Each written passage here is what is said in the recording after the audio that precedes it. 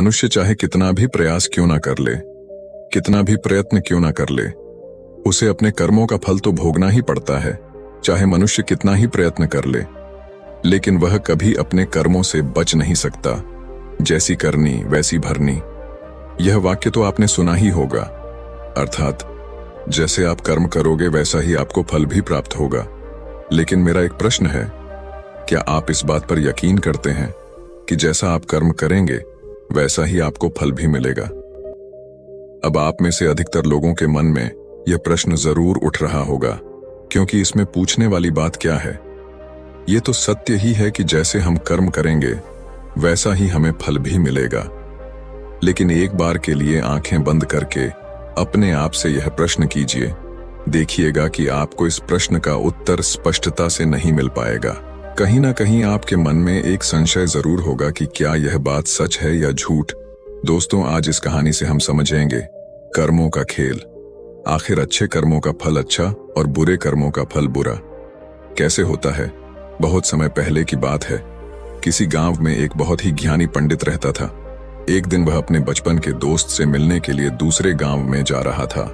उसका वह दोस्त बचपन से ही गूंगा और एक पैर से अपाहिज था। उस पंडित के गांव से उसके दोस्त का घर काफी दूर था। वहां जाने के लिए बीच बीच में कई सारे छोटे छोटे गांव पड़ते थे। पंडित रास्ते में अपनी धुन में चला जा रहा था। चलते चलते उसकी मुलाकात एक व्यक्ति से होती है। रास्ते में उसे एक आदमी मिलता है जो ऐसा लगता था कि वह किसी का इंतजार कर रहा था, और वह भी पंडित के साथ चलने लगता है। उस आदमी को देखकर पंडित बहुत खुश हो जाता है। उसने सोचा, चलो अच्छा हुआ, साथ साथ चलने से उसका सफर आसानी से कट जाएगा। बात की शुरुआत करने के लिए उस पंडित ने उस व्यक्ति से उसका नाम पूछा तो उसने अपना नाम धर्मराज बताया। पंडित को यह नाम कुछ अजीब सा लगता है, लेकिन उसने नाम के विषय में कुछ और पूछना उचित नहीं समझा। दोनों धीरे धीरे साथ में चल रहे थे। तभी रास्ते में एक गांव आता है। गांव का प्रवेश द्वार आते ही धर्मराज ने पंडित से कहा, तुम आगे चलो, मुझे इस गांव में एक काम है, मैं तुमसे आगे मिलता हूं। पंडित ने कहा, ठीक है। वह आगे रास्ते में चल देता है। कुछ देर बाद उस गांव में खबर फैली कि एक व्यक्ति को सांड ने अपनी सींग में फंसाकर मार दिया है। जैसे ही सांड ने उस व्यक्ति को मारा, ठीक कुछ ही देर में धर्मराज पंडित के पास आ गया और फिर दोनों चलना शुरू कर देते हैं और चलते चलते एक दूसरे गांव के द्वार पर पहुंच जाते हैं। उस गांव के बाहर एक बड़ा और विशाल मंदिर बना हुआ था। वहां पर आराम करने की सुविधा काफी बढ़िया लग रही थी। पंडित के दोस्त का घर अभी वहां से बहुत दूर था और रात भी होने वाली थी। तो पंडित ने धर्मराज से कहा, रात होने वाली है, पूरे दिन चलते चलते थक भी चुके हैं और भूख भी लग रही है, तो यहाँ पर भोजन करके यहीं पर हम विश्राम कर लेते हैं, फिर सुबह के समय आराम से आगे की यात्रा जारी करेंगे। धर्मराज ने कहा, ठीक है, मुझे इस गांव में किसी को कुछ जरूरी सामान देने जाना है, तुम भोजन करके आराम करो, मैं बाद में आकर भोजन कर लूंगा। इतना कहकर वह वहां से चला जाता है। लेकिन उसके जाने के कुछ समय बाद, कुछ ही देर बाद धुआं उठता हुआ दिखाई देता है और देखते ही देखते पूरे गांव में आग लग जाती है। पंडित ने हैरानी से सोचा कि यह धर्मराज जहां भी जाता है वहां कोई ना कोई अनहोनी जरूर हो जाती है, कुछ तो गड़बड़ है इस व्यक्ति में। लेकिन पंडित ने रात्रि में धर्मराज से कुछ भी पूछना उचित नहीं समझा और वे दोनों सो गए। सुबह होते ही दोनों फिर से अपनी यात्रा शुरू कर देते हैं। कुछ देर चलने के बाद रास्ते में फिर से एक गांव आता है। धर्मराज ने फिर पंडित से कहा, आप आगे चलिए, मुझे इस गांव में अपने मित्र से मिलने जाना है, मैं अपने दोस्त से मिलने के बाद आगे रास्ते में मिलूंगा। यह कहकर धर्मराज वहां से चला गया। लेकिन पंडित इस बार आगे नहीं गया। वहीं खड़ा होकर धर्मराज को देखता रहा कि वह कहां जा रहा है और क्या करता है। तभी थोड़ी देर बाद लोगों की आवाज सुनाई देने लगी कि एक व्यक्ति को सांप ने काट लिया है और उसकी मृत्यु हो गई है। ठीक उसी समय धर्मराज फिर पंडित के पास पहुंच गया। लेकिन इस बार पंडित से रहा नहीं गया और उसने धर्मराज से पूछ ही लिया कि तुम जिस भी गांव में जाते हो वहां कोई ना कोई अनहोनी जरूर हो जाती है, क्या तुम मुझे बता सकते हो यह ऐसा क्यों हो रहा है? धर्मराज ने कहा, पंडित जी, आप तो मुझे बहुत ज्ञानी मालूम पड़े थे, इसीलिए मैं आपके साथ चलने लगा था, क्योंकि ज्ञानियों का साथ बहुत अच्छा होता है, परंतु आप अभी तक समझ नहीं पाए कि मैं कौन हूं। पंडित ने कहा, मैं समझ गया हूं, लेकिन मुझे कुछ शंका है। अगर आप ही अपना उपयुक्त परिचय दे दें तो मेरे लिए आसानी होगी। तब धर्मराज ने जवाब दिया कि मैं यमदूत हूं और यमराज की आज्ञा से उन लोगों के प्राण हरण करता हूं जिनकी उम्र पूरी हो चुकी है। हालांकि पंडित को पहले से ही इस बात की आशंका थी, फिर भी धर्मराज के मुंह से यह बातें सुनकर वह घबरा गया।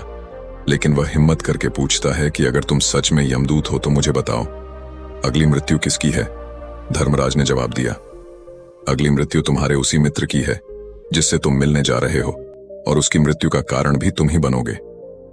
ये बात सुनकर पंडित सहम गया और सोच में पड़ गया कि अगर सच में यह धर्मराज यमदूत हुआ तो उसकी बात भी सच होगी और उसके कारण मेरे बचपन के सबसे अच्छे मित्र की मृत्यु हो जाएगी। तो सबसे अच्छा तो यही होगा कि मैं अपने मित्र से मिलने ही ना जाऊं, कम से कम मैं उसकी मृत्यु का कारण तो नहीं बनूंगा। धर्मराज ने मुस्कुराते हुए कहा, तुम जो सोच रहे हो वो सब मुझे पता है, मगर तुम्हारे अपने मित्र से मिलने ना जाने से नियति नहीं बदल जाएगी। तुम्हारे मित्र की मृत्यु तो निश्चित है और वह अगले कुछ ही पलों में घटित होने वाली है। महाकाल के मुंह से ऐसी बातें सुनकर पंडित को झटका लगा, क्योंकि महाकाल ने पंडित के मन की बातें पढ़ ली थीं, जो कि एक सामान्य व्यक्ति के लिए संभव नहीं है। अब पंडित को विश्वास हो गया कि यह धर्मराज सचमुच में यमदूत ही है। जब पंडित को यह पूर्ण विश्वास हो गया कि धर्मराज जी यमदूत हैं तो वह घबरा गया। वह अपने मित्र की मृत्यु का कारण नहीं बनना चाहता था, इसलिए वह पलटकर अपने गांव की तरफ वापस जाने लगा। लेकिन जैसे ही पंडित वापस जाने के लिए मुड़ा, उसने देखा कि उसका मित्र तेजी से उसकी तरफ चला आ रहा है, जो कि पंडित को देखकर अत्यंत प्रसन्न दिखाई पड़ रहा था। अपने मित्र के आने की गति को देखकर पंडित को ऐसा लगा कि जैसे उसका मित्र काफी देर से उसका ही पीछा कर रहा है, लेकिन वह बचपन से ही गूंगा था और एक पैर से लंगड़ा भी था। इसीलिए ना तो वह पंडित को आवाज देकर रोक पाया था और ना ही उस तक पहुंच पा रहा था। लेकिन जैसे ही वह पंडित के पास पहुंचा, अचानक ही जमीन पर गिर पड़ी और तुरंत ही उसकी मृत्यु हो गई। पंडित हक्का बक्का होकर धर्मराज की ओर देखने लगा, जैसे कि वह पूछना चाह रहा हो कि आखिर क्या हुआ। धर्मराज पंडित के मन में उठ रहे प्रश्नों को समझ गया और बोला, तुम्हारे मित्र ने पिछले गांव में ही तुम्हें देख लिया था और वे वहीं से ही तुम्हारा पीछा कर रहा था, लेकिन गूंगा और लंगड़ा होने की वजह से वह तुम तक नहीं पहुंच पाया। उसने अपनी पूरी ताकत लगाकर तुम तक पहुंचने का प्रयास किया, लेकिन बुढ़ापे में बचपन जैसी ताकत नहीं होती, इसलिए दिल का दौरा होने के कारण उसकी मृत्यु हो गई, क्योंकि वह तुमसे मिलने के लिए अपनी सीमाओं को तोड़कर तुम्हारे पीछे भाग रहा था। इसलिए अपने मित्र की मृत्यु का कारण भी तुम ही कहलाओगे। अब पंडित को पूर्णतः यह विश्वास हो गया था कि धर्मराज एक यमदूत है और उसका कार्य जीवों के प्राण हरना है। लेकिन पंडित एक ज्ञानी व्यक्ति था, वह यह भी जानता था कि मृत्यु पर किसी का वश नहीं है, सबको एक ना एक दिन मरना ही है। यही सोचकर उसने अपने आप को संभाल लिया। लेकिन अचानक ही पंडित के मन में अपनी मृत्यु के बारे में जानने की इच्छा हुई, इसलिए उसने धर्मराज से पूछा कि जब मृत्यु मेरे दोस्त की होनी थी तो तुम शुरू से ही मेरे साथ क्यों चल रहे थे? यह प्रश्न सुनकर धर्मराज जोर से हंसा और बोला, मैं तो हर पल हर क्षण सभी के साथ चलता हूं, किंतु लोग पहचान नहीं पाते, क्योंकि लोगों के पास अपनी समस्याओं के अलावा किसी और व्यक्ति, वस्तु या घटना के बारे में सोचने समझने या उसे देखने का समय ही नहीं होता। पंडित ने कहा, तो क्या तुम यह बता सकते हो कि मेरी मृत्यु कब, कहां और कैसे होगी? महाकाल ने कहा, हालांकि किसी भी सामान्य जीव के लिए अपनी मृत्यु के बारे में जानना ठीक नहीं है, क्योंकि कोई भी जीव हो या जानकर, वह अपनी मृत्यु के बारे में जानकर बहुत दुखी हो जाता है। हालांकि तुम जानी व्यक्ति मालूम पड़ते हो और तुमने जिस तरीके से अपने मित्र की मृत्यु को सहन कर लिया है, उसे देखकर लगता है कि तुम अपनी मृत्यु के बारे में जानकर भी दुखी नहीं होंगे। महाकाल ने कहा, तो सुनो, तुम्हारी मृत्यु आज से ठीक 6 महीने बाद आज ही के दिन किसी दूसरे राज्य में फांसी लगने से होगी, और सबसे हैरानी की बात तो ये होगी कि तुम स्वयं ही खुशी से उस फांसी को स्वीकार कर लोगे। इतना कहकर धर्मराज वहां से चला गया, क्योंकि अब धर्मराज के पास पंडित के साथ चलते रहने का कोई कारण न था। इसके बाद पंडित ने अपने मित्र के शरीर का अंतिम संस्कार किया और यथाशक्ति उसके क्रियाकर्म करके अपने गांव वापस आ गया। लेकिन कोई व्यक्ति कितना भी ज्ञानी क्यों ना हो, अपनी मृत्यु के बारे में जानकर दुखी तो होता ही है और मृत्यु से बचने का कोई ना कोई उपाय भी खोजता है। तो पंडित ने भी वही किया। क्योंकि पंडित विद्वान था, इसलिए उसकी पहचान उस राज्य के राजा तक थी। पंडित ने सोचा कि राजा के पास तो कई सारे ज्ञानी मंत्री हैं, वह मेरी मृत्यु से संबंधित समस्या का कोई ना कोई समाधान निकाल ही लेंगे। पंडित यही सब सोचता हुआ राज दरबार में पहुंच जाता है और राजा से सारी घटना के बारे में बताता है। राजा ने अपने मंत्रियों को सारी समस्या बताई और उनसे सलाह मांगी। अंत में सभी ने विचार विमर्श करके कहा, अगर पंडित की बात सही है तो उसकी मृत्यु भी 6 महीने बाद ही होगी, लेकिन मृत्यु तो तब होगी जब वह किसी दूसरे राज्य में जाएगा। यदि वह किसी दूसरे राज्य में जाए ही ना तो मृत्यु ही नहीं होगी।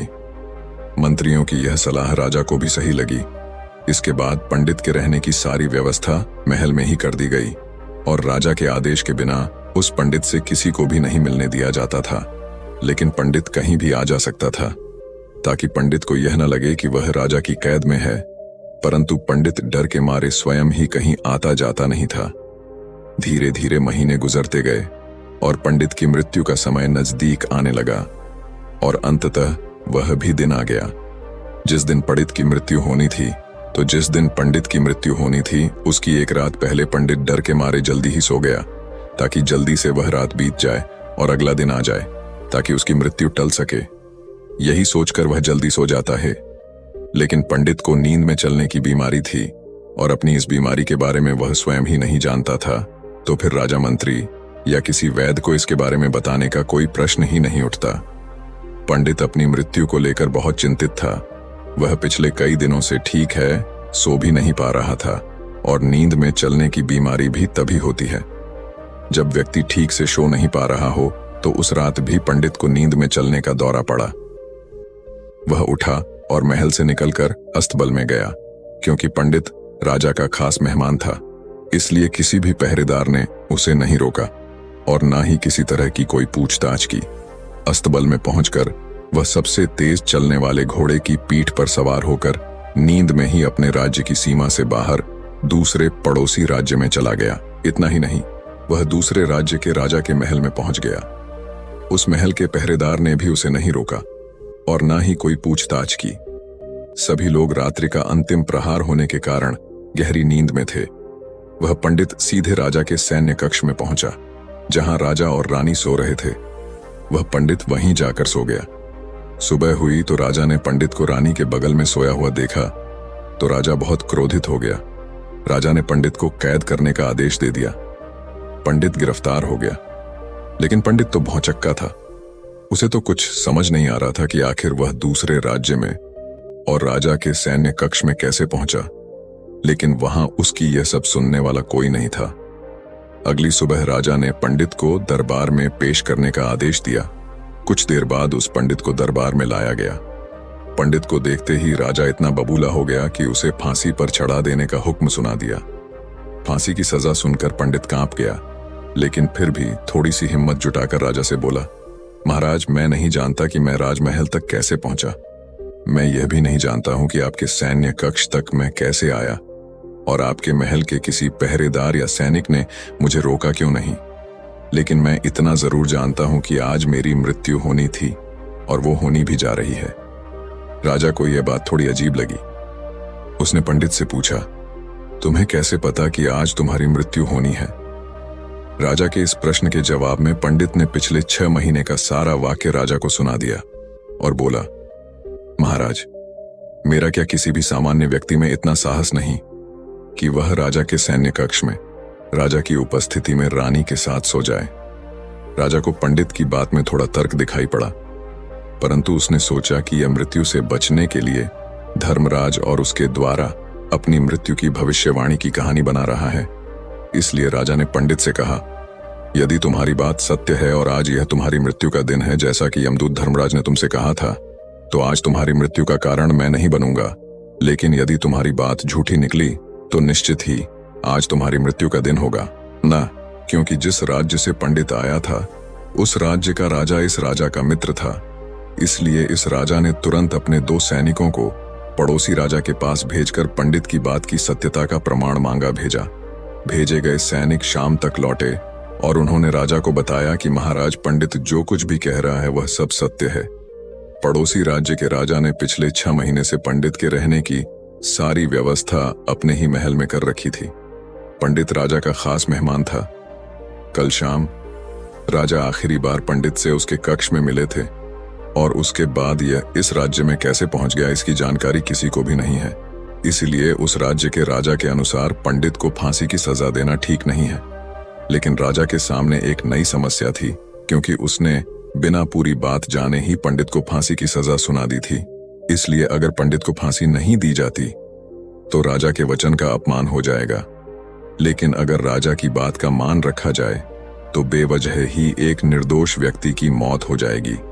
राजा ने अपने सभी मंत्रियों से इस बारे में सुझाव मांगा तो मंत्रियों ने राजा को सुझाव दिया कि महाराज, पंडित को एक कच्चे सूत के धागे से फांसी लगवा दी जाए।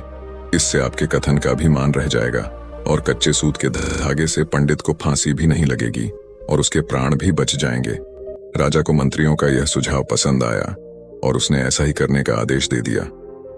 पंडित के लिए कच्चे सूत के धागे से फांसी का फंदा बनाया गया और नियम के अनुसार पंडित को फांसी पर चढ़ाया जाने लगा।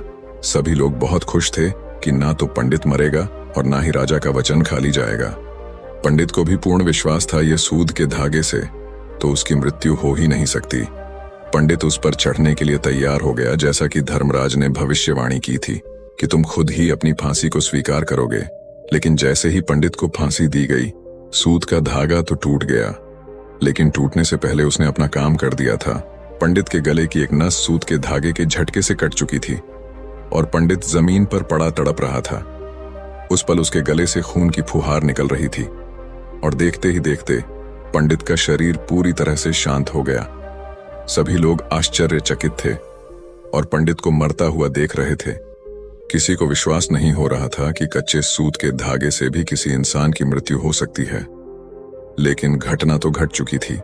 नियति ने अपना काम कर दिया था और धर्मराज की भविष्यवाणी सच हो चुकी थी।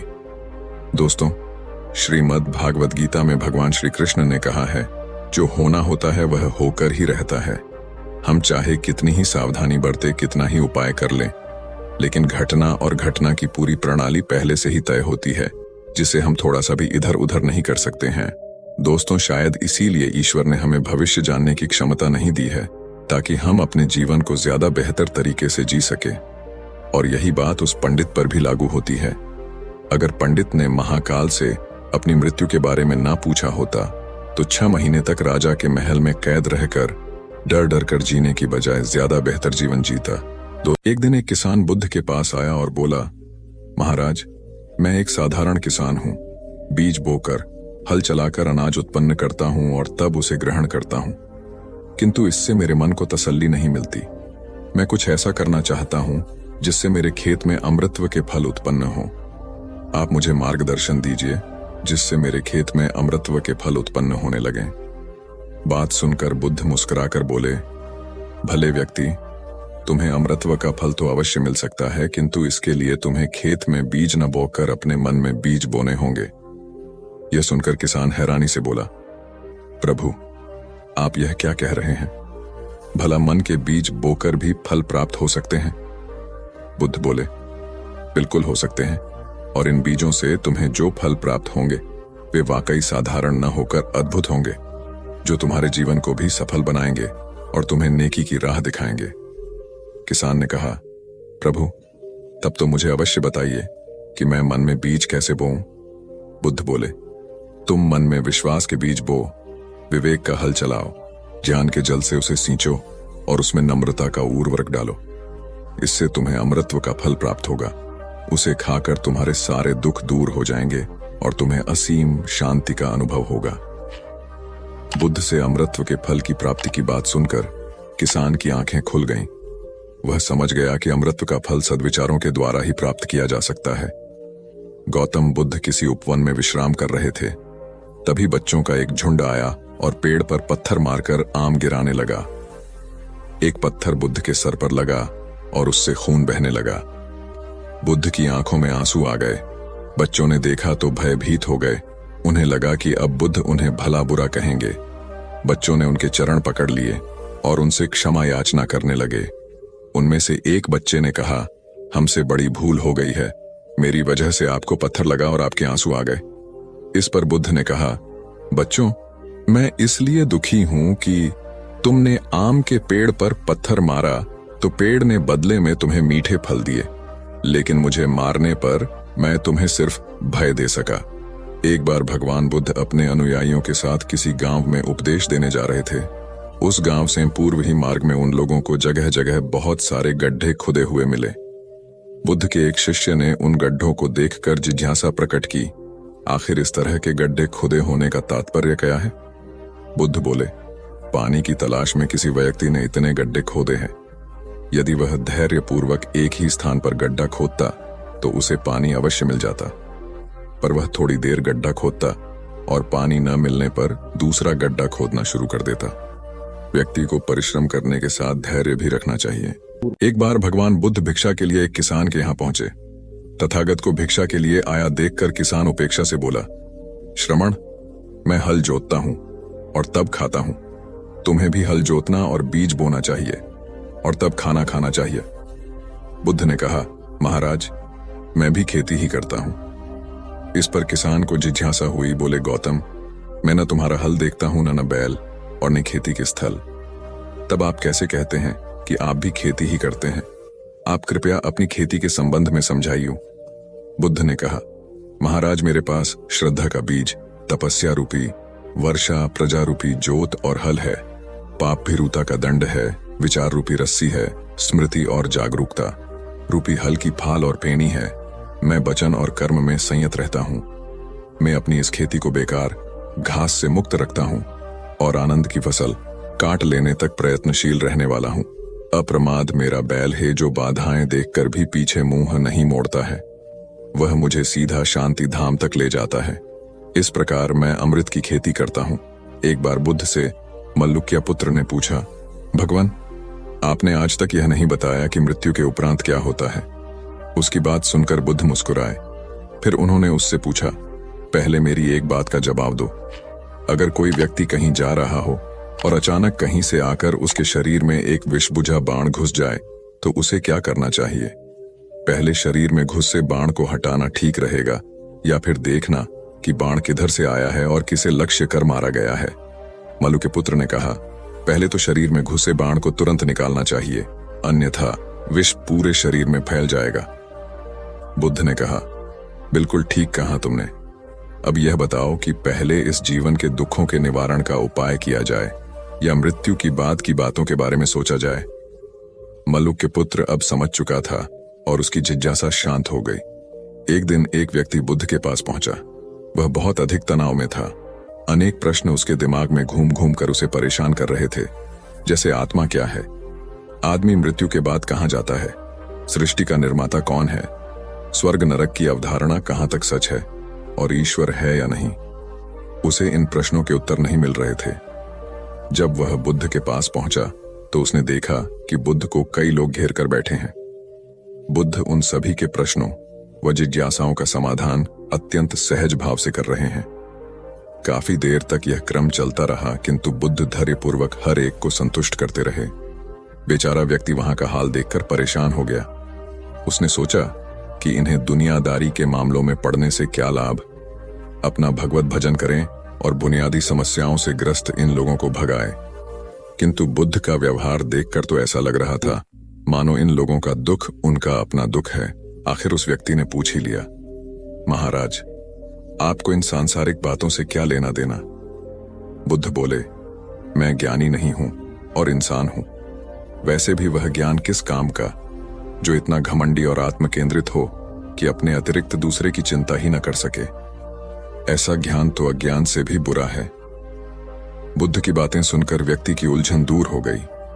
उस दिन से उसकी सोच व आचरण दोनों बदल गए।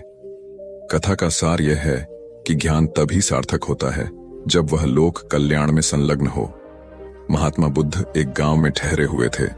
वे प्रतिदिन शाम को वहां पर सत्संग करते थे। भक्तों की भीड़ होती थी क्योंकि उनके प्रवचनों से जीवन को सही दिशा बोध प्राप्त होता था। बुद्ध की वाणी में गजब का जादू था। उनके शब्द श्रोता के दिल में उतर जाते थे। एक युवक प्रतिदिन बुद्ध का प्रवचन सुनता था।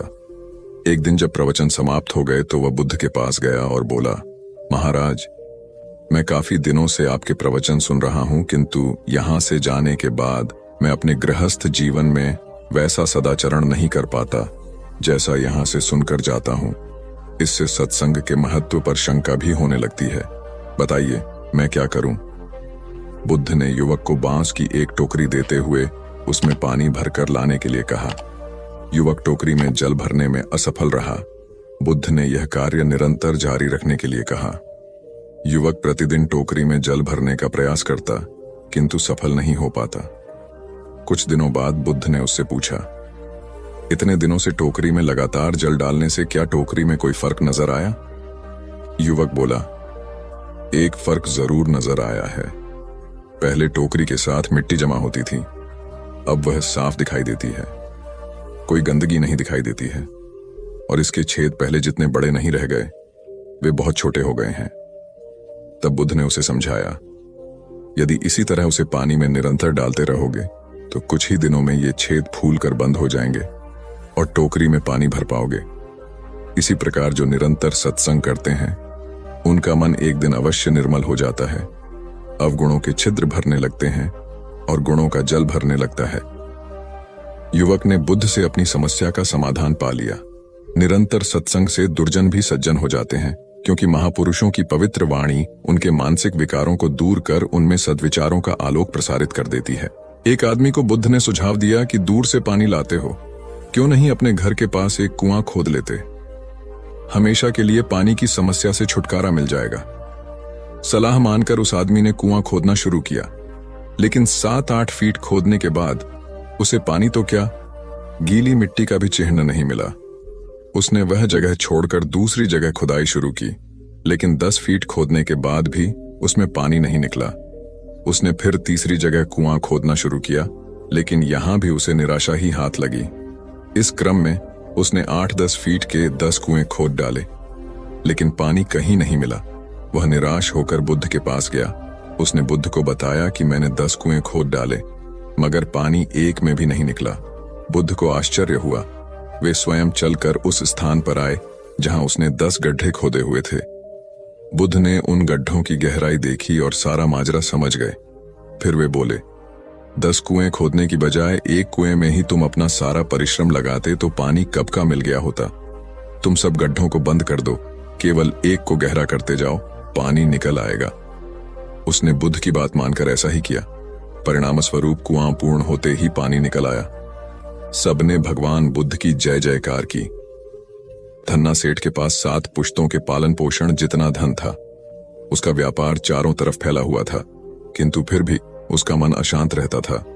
कभी धन की सुरक्षा की चिंता तो कभी व्यापारिक प्रतिस्पर्धा में आगे निकलने का तनाव।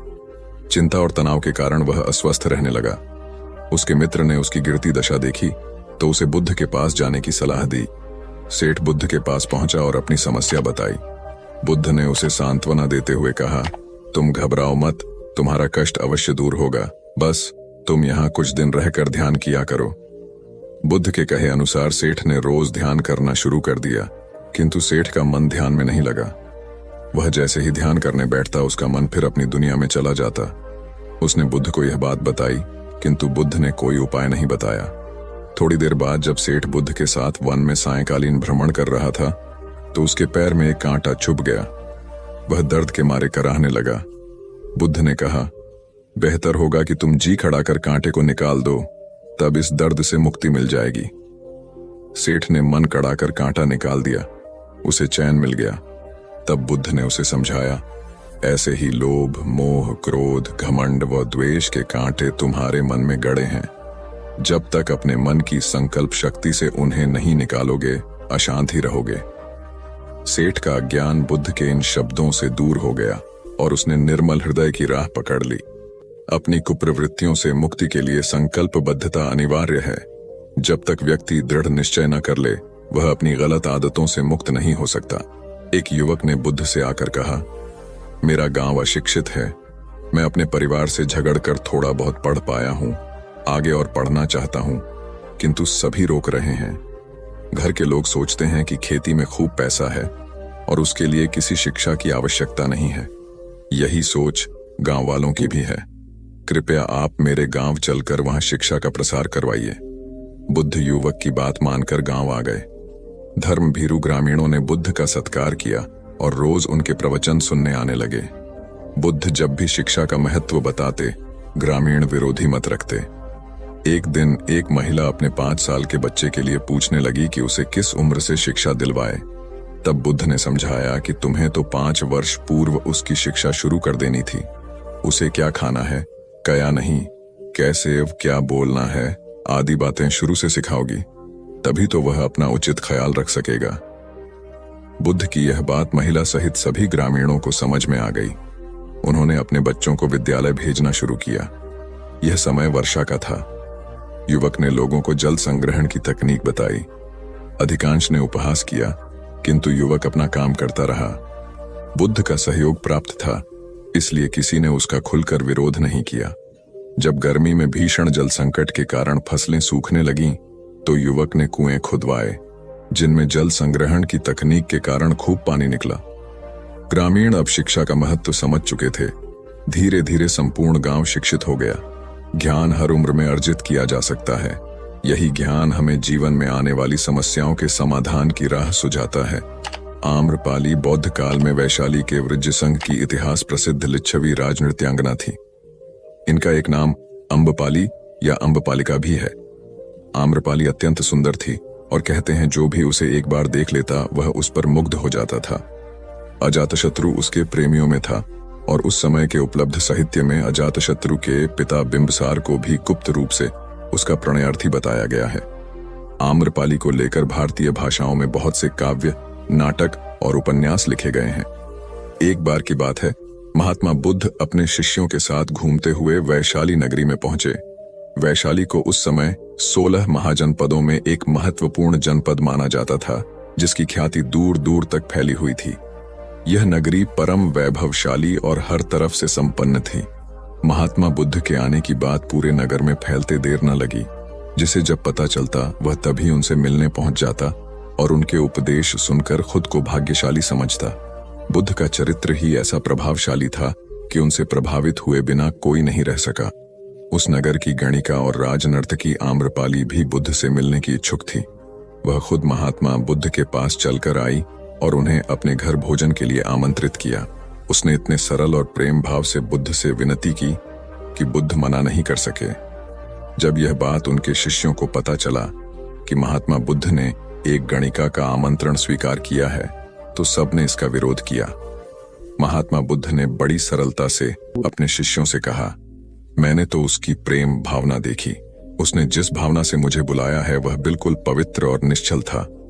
वह आज मुझसे मिलने एक गणिका बनकर नहीं बल्कि एक भक्ति भाव से आई थी। फिर भला मैं कैसे उसका आमंत्रण स्वीकार न करता, वह चाहे एक वेश्या हो या फिर कोई सन्यासी। यथा समय बुद्ध आम्रपाली के घर भोजन के लिए गए। वह पहले से ही भोजन की सारी व्यवस्था करके भगवान बुद्ध के आने की राह देख रही थी। मन में यह विचार भी आ रहा था कि कहीं बुद्ध अपनी बात से मुकर न जाए। इतने बड़े सन्यासी भला क्यों एक वेश्या के बुलाने पर उसके घर आकर भोजन करेंगे। परंतु जैसे ही आम्रपाली ने बुद्ध को अपने घर आते देखा, उसकी प्रसन्नता का ठिकाना न रहा। वह दौड़कर दरवाजे पर गई और उनका स्वागत किया। खुद अपने हाथों से भोजन परोसा और उनकी अवगत की।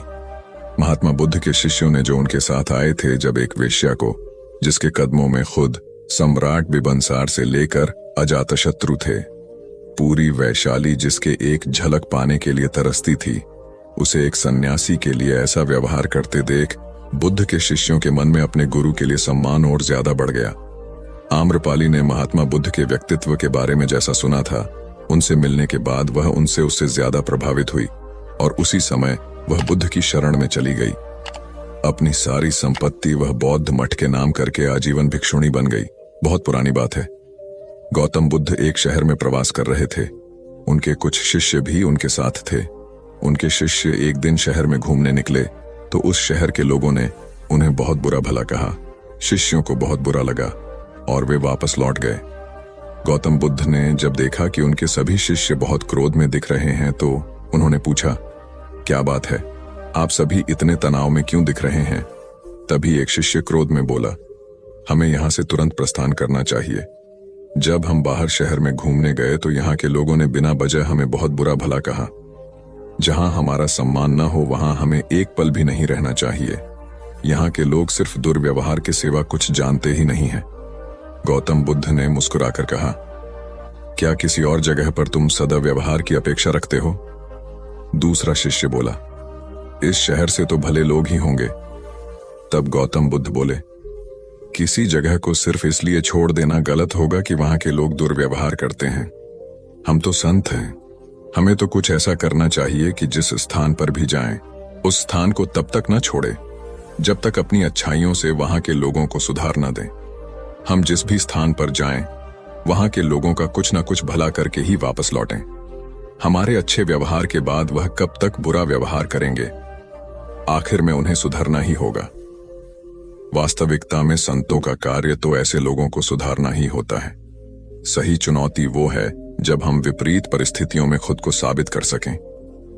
ये सभी बातें सुनकर बुद्ध के प्रिय शिष्य आनंद ने प्रश्न किया, उत्तम व्यक्ति किसे कहते हैं? इस पर बुद्ध ने जवाब दिया, जिस प्रकार युद्ध में बढ़ता हुआ हाथी चारों तरफ के तीर सहते हुए भी आगे बढ़ता जाता है, ठीक उसी तरह उत्तम व्यक्ति भी दूसरों के अपशब्दों को सहते हुए अपना कार्य करता रहता है। खुद को वश में करने वाले प्राणी से उत्तम कोई और नहीं हो सकता। गौतम बुद्ध की बात शिष्यों को अच्छी तरह से समझ में आ गई और उन्होंने वहां से जाने का इरादा त्याग दिया। एक बार गौतम बुद्ध से अभय राजकुमार ने प्रश्न किया कि क्या श्रमण गौतम कभी कठोर वचन कहते हैं? उसने सोच रखा था कि नहीं कहने पर वह बताएगा कि एक बार उन्होंने देवदत्त को नरकगामी कहा था, और यदि हां कहे तो उसने पूछा, जा सकता है कि जब आप कठोर शब्दों का प्रयोग करने से स्वयं को रोक नहीं पाते, तब दूसरों को ऐसा उपदेश कैसे देते हैं? बुद्ध ने अभय के प्रश्न का आशय जान लिया। उन्होंने कहा, इसका उत्तर न तो हां में दिया जा सकता है और न नहीं में। अभय की गोद में उस समय एक छोटा बालक था। उसकी ओर इशारा करते हुए बुद्ध ने पूछा, राजकुमार, यदि दाई के अनजाने में यह बालक अपने मुख में कांट का टुकड़ा डाल ले, तब तुम क्या करोगे? मैं उसे निकालने का प्रयास करूंगा। यदि वह आसानी से ना निकल सकता हो तो बाएं हाथ से उसका सिर पकड़कर दाहिने हाथ की उंगली को टेढ़ा करके उसे निकालूंगा। यदि खून निकलने लगे तो भी मेरा यही प्रयास रहेगा कि वह कांट का टुकड़ा किसी न किसी तरह बाहर निकल आए। ऐसा क्यों? इसलिए कि भंते, इसके प्रति मेरे मन में अनुकंपा है। राजकुमार, ठीक इसी तरह तथागत जिस वचन के बारे में जानते हैं कि यह मिथ्या या अनर्थकारी है और उससे दूसरों के हृदय को ठेस पहुंचती है, तब उसका वे कभी उच्चारण नहीं करते। पर इसी तरह जो वचन उन्हें सत्य और हितकारी प्रतीत होते हैं तथा दूसरों को प्रिय लगते हैं, उनका वे सदैव उच्चारण करते हैं। इसका कारण यही है कि तथागत के मन में सभी प्राणियों के प्रति अनुकंपा है। एक बार वैशाली के बाहर जाते धम्म प्रचार के लिए जाते हुए गौतम बुद्ध ने देखा कि कुछ सैनिक तेजी से भागती हुई एक लड़की का पीछा कर रहे हैं। वह डरी हुई लड़की एक कुएं के पास जाकर खड़ी हो गई। वह हाँफ रही थी और प्यासी भी थी। बुद्ध ने उस बालिका को अपने पास बुलाया और कहा कि वह उनके लिए कुएं से पानी निकाले, स्वयं भी पिए और उन्हें भी पिलाए। इतनी देर में सैनिक भी वहां पहुंच गए। बुद्ध ने उन सैनिकों को हाथ के संकेत से रुकने को कहा। उनकी बात पर वह कन्या कुछ झेंपती हुई बोली, महाराज, मैं एक अछूत कन्या हूं। मेरे कुएं से पानी निकालने पर जल दूषित हो जाएगा। बुद्ध ने उससे फिर कहा, पुत्री, बहुत जोर की प्यास लगी है, पहले तुम पानी पिलाओ। इतने में वैशाली नरेश भी वहां आ पहुंचे। उन्हें बुद्ध को नमन किया और सोने के बर्तन में केवड़े और गुलाब का सुगंधित पानी पेश किया। बुद्ध ने उसे लेने से इनकार कर दिया। बुद्ध ने एक बार फिर बालिका से अपनी बात कही। इस बार बालिका ने साहस बटोरकर कुएं से पानी निकलकर स्वयं भी पिया और गौतम बुद्ध को भी पिलाया। पानी पीने के बाद बुद्ध ने बालिका से भय का कारण पूछा। कन्या ने बताया, मुझे संयोग से राजा के दरबार में गाने का अवसर मिला था। राजा ने मेरा गीत सुन मुझे अपने गले की माला पुरस्कार में दी, लेकिन उन्हें किसी ने बताया कि मैं अछूत कन्या हूं। यह जानते ही उन्होंने अपने सिपाहियों को मुझे कैद खाने में डाल देने का आदेश दिया। मैं किसी तरह उनसे बचकर यहां तक पहुंची थी। इस पर बुद्ध ने कहा, सुनो राजन, यह कन्या अछूत नहीं है, आप अछूत हैं। जिस बालिका के मधुर कंठ से निकले गीत का आपने आनंद उठाया, उसे पुरस्कार दिया, वह अछूत हो ही नहीं सकती। गौतम बुद्ध के सामने वह राजा लज्जित ही हो सकते थे। भगवान बुद्ध देव और मनुष्यों के शास्त्र थे, परंतु सबसे पहले वह मनुष्य थे। मनुष्य बढ़कर देवता बनता है। यह प्राचीन मान्यता थी। आज भी हम मनुष्यत्व के ऊपर देवत्व की बात करते हैं, परंतु बुद्ध ने इस क्रम को पलट दिया। उन्होंने कहा, यह जो मनुष्यता है वही देवताओं का सुगति प्राप्त करना कहलाती है। देवता जब सुगति प्राप्त करता है तब वह मनुष्य बनता है। देवताओं में विलास है, राग, द्वेष, ईर्ष्या और मोह भी वहां है। निर्वाण की साधना वहां नहीं हो सकती। इसके लिए देवताओं को मनुष्य बनना पड़ता है। मनुष्यों में ही देव पुरुष का आविर्भाव होता है, जिनको देवता नमस्कार करते हैं।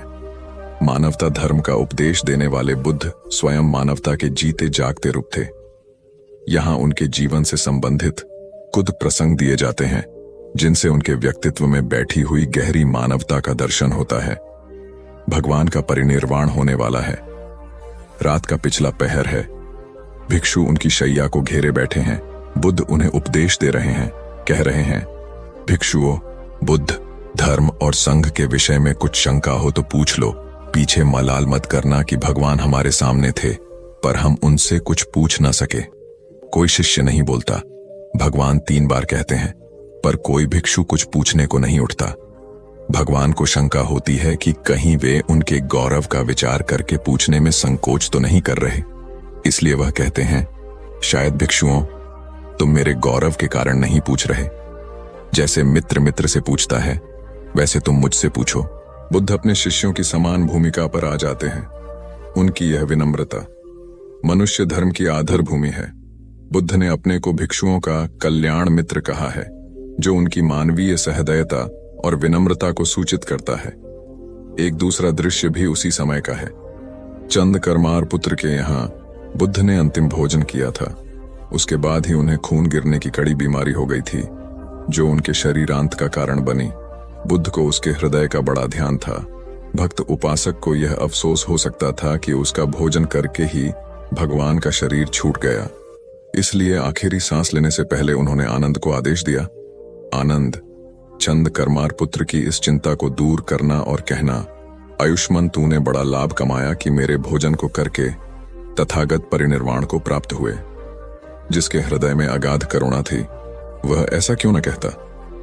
जिस रात को बुद्ध का परिनिर्वाण हुआ, आधी रात के समय सुभद्र नाम का एक परिव्राजक आया। उसके मन में कुछ शंकाएं थीं।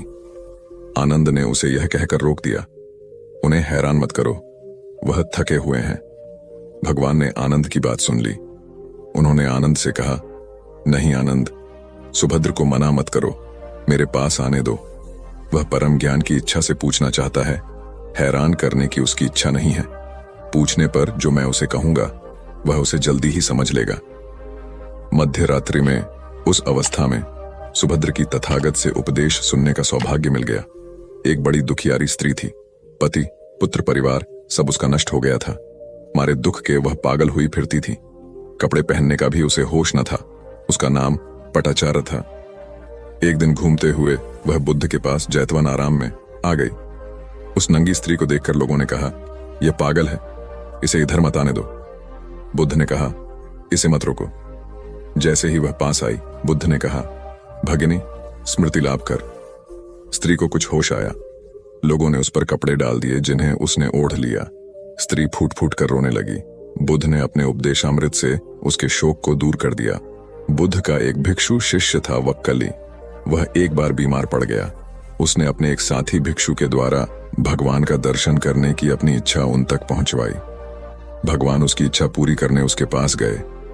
दूर से भगवान को आता देखकर वक्कली उनका सम्मान करने और उनको आसन देने के लिए चारपाई से उठने की चेष्टा करने लगा। भगवान ने उसे यह कहकर रोक दिया कि अलग आसन तैयार है, उसके हिलने डुलने की आवश्यकता नहीं है, और वह बिछे आसन पर बैठ गए। वक्कली ने उसकी वंदना करते हुए कहा, आपके दर्शन की मेरी बड़ी इच्छा थी, आपने कृपा करके उसे पूरा कर दिया।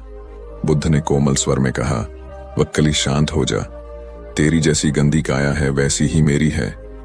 वक्कली, इस गंदी काया को देखने से क्या लाभ?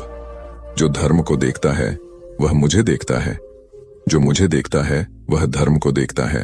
भगवान बुद्ध गृहस्थों के प्रति बड़ी सहानुभूति रखते थे। एक बार सुप्रवासा नामक स्त्री के बच्चा होने वाला था और वह असहा वेदना से पीड़ित थी। उसने अपने पति के द्वारा बुद्ध के चरणों में प्रणाम अर्पित करवाया। भगवान ने उसे आशीर्वाद देते हुए कहा, कोल्य पुत्री सुप्रवास, सुखी हो जाए, चंगी हो जाए, सुखी और चंगी होकर बिना किसी कष्ट के वह पुत्र प्रसव करे। ब्राह्मणों के साथ भी उनकी पूरी सहानुभूति थी, जैसे कि विश्व के सभी प्राणियों के साथ उनकी पूरी सहानुभूति थी। बावरी नामक ब्राह्मण के एक शिष्य ने जब अपने गुरु की ओर से भगवान के चरणों में प्रणाम निवेदन किया तो भगवान ने आशीर्वाद देते हुए कहा, शिष्यों सहित बावरी ब्राह्मण सुखी हो, माणवक तुम भी सुखी हो, चिरजीवी हो। बुद्ध के पास छोटा बड़ा जो भी जाता था वह उससे कहते थे, आओ तुम्हारा स्वागत है। भगवान अपनी अंतिम यात्रा में पावा और कुसीनारा के बीच जा रहे थे। रास्ते में उन्हें पुक्कुस मल्लपुत्र नामक व्यापारी मिला। उसने उन्हें एक दुशाला भेंट किया, परंतु भगवान उसे अकेले कैसे आंटते, वह अपने शिष्य आनंद को सम्मानित करना चाहते थे। उन्होंने कहा, पुक्कुस, दुशाले के एक भाग को मुझे ओढ़ा दे, दूसरे को आनंद को। पुक्कुस ने ऐसा ही किया। भूल करने वालों के प्रति भी बुद्ध की अनुकंपा का पार न था। एक बार एक ब्राह्मण ने भगवान को वेरंजा में वर्षावास करने का निमंत्रण दिया। भगवान वहां गए, लेकिन वह ब्राह्मण बहुधंधी था। उसने उनकी कुछ भी सुध बुध नहीं ली। बुद्ध को बड़ा कष्ट हुआ। उन्हें 3 महीने तक कुटा हुआ जौ रोज खाना पड़ा, क्योंकि उस समय वेरंजा में अकाल पड़ रहा था और वह भी उनको और उनके शिष्यों को घोड़ों के व्यापारियों से मिलता था। इतना होने पर भी वर्षावास की समाप्ति पर भगवान बुद्ध अन्यत्र जाने से पूर्व वेरंजा जाकर ब्राह्मण को आशीर्वाद देना नहीं भूले। भगवान बुद्ध के जीवन में ऐसी अनंत घटनाएं मिलती हैं। उनमें हमें उनकी मानवता के दर्शन होते हैं। उनके जीवन में कोमलता की पराकाष्ठा थी और उनकी वाणी में अपर्वु माधुर्य था जो सबको अपनी ओर खींचता था। उनके मुंह से क्रोध भरा शब्द कभी नहीं निकलता था। वह मनुष्य थे, परंतु मनुष्य की दुर्बलताओं से ऊपर उठ चुके थे। उनके व्यक्तित्व में मानवता की शुभ ज्योत्सना धर्म की स्थिति बनकर चमकी। महात्मा बुद्ध एक बार एक गांव से गुजरे। वहां के कुछ लोग उनसे शत्रुता रखते थे।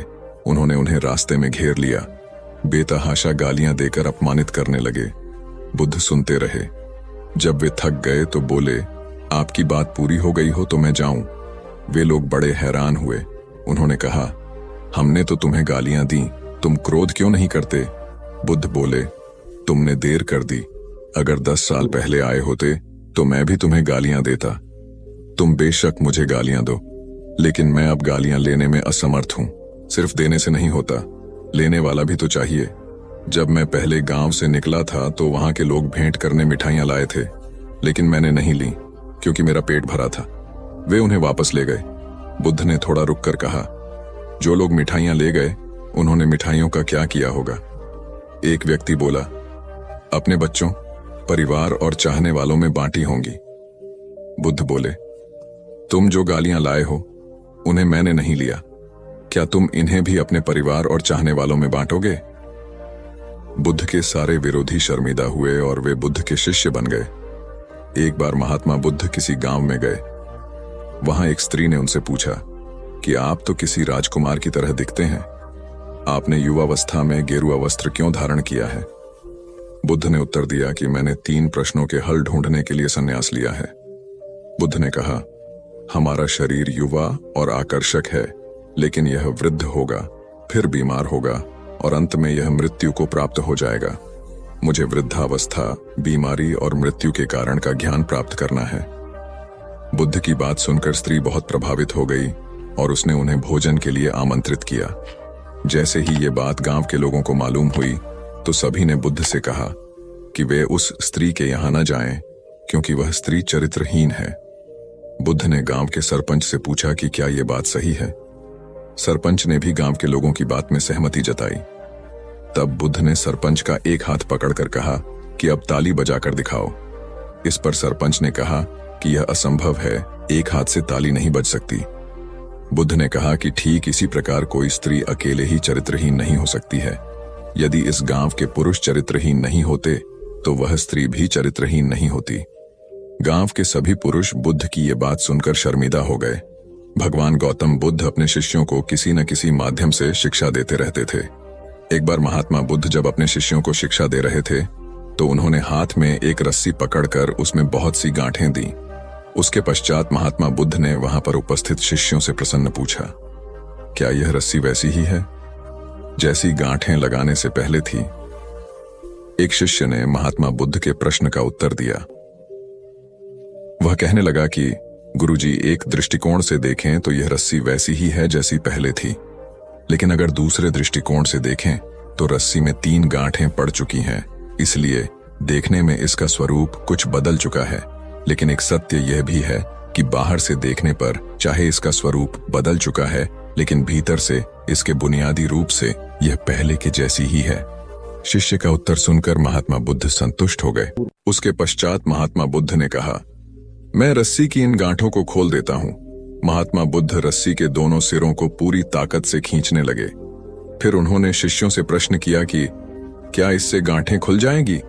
इस शिष्य ने तुरंत उत्तर दिया, नहीं नहीं, इससे तो गांठें और अधिक कस जाएंगी। यह सुनकर महात्मा बुद्ध ने पुनः एक प्रश्न किया, इन गांठों को खोलने का क्या समाधान होना चाहिए?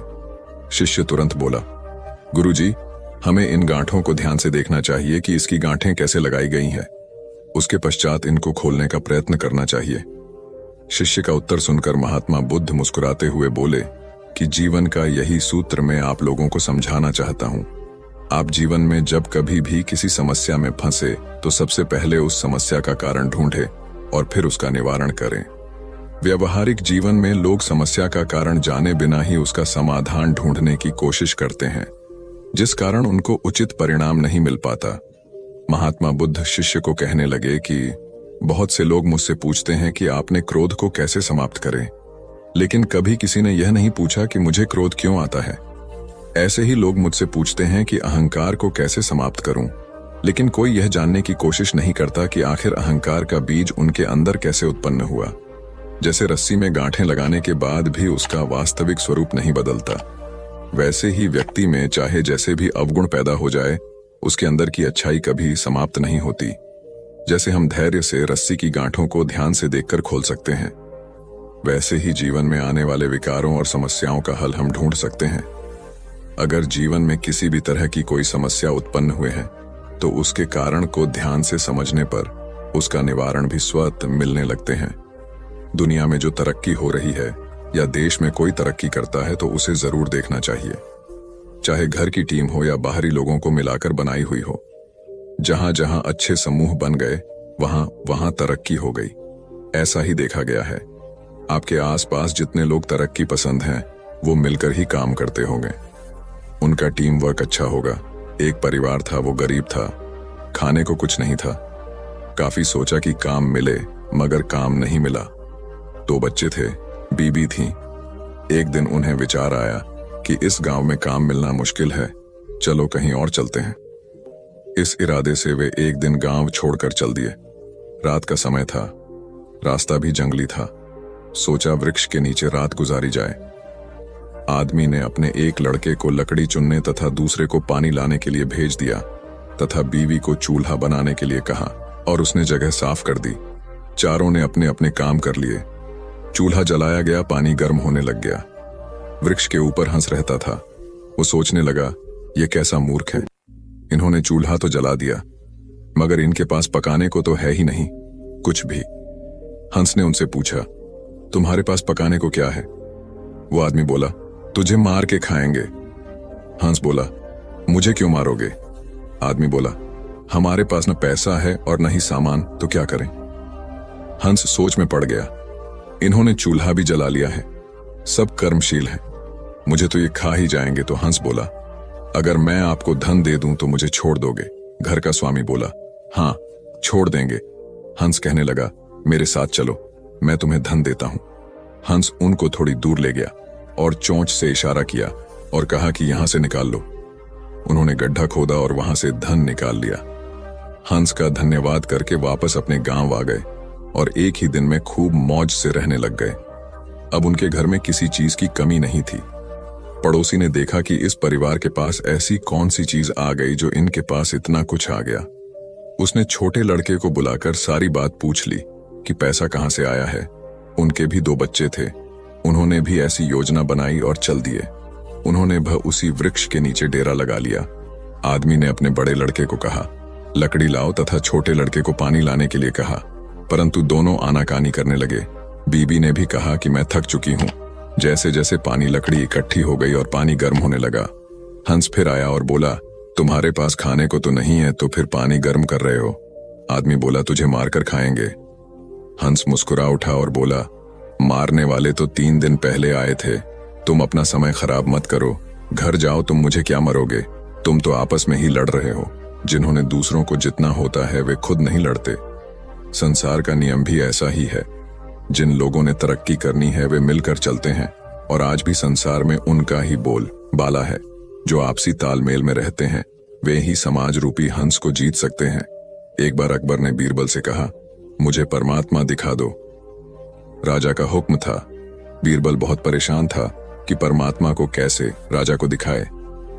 इसी विचार को लेकर बीरबल छुट्टी पर चला गया और उदास रहने लगा। एक दिन परिवार में चर्चा हुई।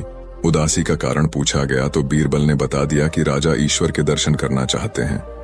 बीरबल का बेटा बोला, कल सुबह मुझे आप साथ ले जाएं, मैं अपने आप राजा को दर्शन करा दूंगा। दूसरे दिन सुबह बीरबल और लड़का दरबार में पहुंचे और राजा को कहा, मेरा लड़का आपके प्रश्न के उत्तर का समाधान करेगा। राजा ने सोचा, यह लड़का क्या समाधान करेगा। लड़का बोला, इस वक्त मैं आपका गुरु हूं, मुझे उचित स्थान दिया जाए। राजा ने सोचा, बात तो ठीक कह रहा है, मैंने तो प्रश्न किया है, समाधान करने वाला गुरु समान होता है। राजा ने लड़के के लिए अपने साथ थोड़ा ऊंचा स्थान दिया। लड़का बोला, महाराज एक दूध का कटोरा मंगाओ। राजा ने दूध का कटोरा मंगाया। लड़का बोला, महाराज इस दूध में घी है। राजा बोला, हाँ है। लड़का बोला, पहले मुझे आप उसका दर्शन कराओ। राजा बोला, तू मूर्ख है, घी के दर्शन ऐसे थोड़े होते हैं।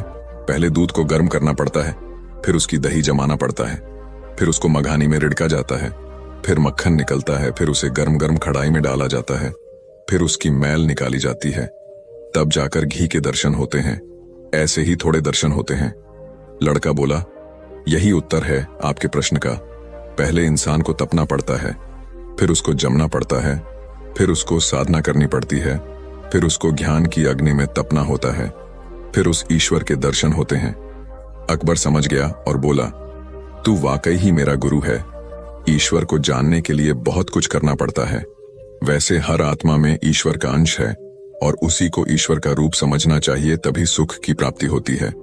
यह भी संसार का एक नियम है। एक बालक अभी पूरे 2 साल का भी नहीं हुआ था कि उसके पिता की मृत्यु हो गई। ऐसी कठिन परिस्थिति में उसकी मां उसे लेकर अपने मायके में रहने लगी। सभी उसे नन्हा कहकर पुकारते थे। छोटे से कद का बालक शारीरिक रूप से दुर्बल था, किंतु मानसिक रूप से अत्यंत मेधावी। उसे जो कुछ भी कहा या सिखाया जाता वह बड़े मनोयोग से उसे ग्रहण करता था। धीरे धीरे दिन बीतते गए और बालक 6 वर्ष का हो गया। एक बार वह अपने कुछ मित्रों के साथ मिलकर किसी बाग में फूल तोड़ने पहुंचा। वह बालक और उसके सभी फल तोड़ने लगे। तभी माली आ गया। उस बालक के सभी मित्र भाग गए, लेकिन वह माली की पकड़ में आ गया।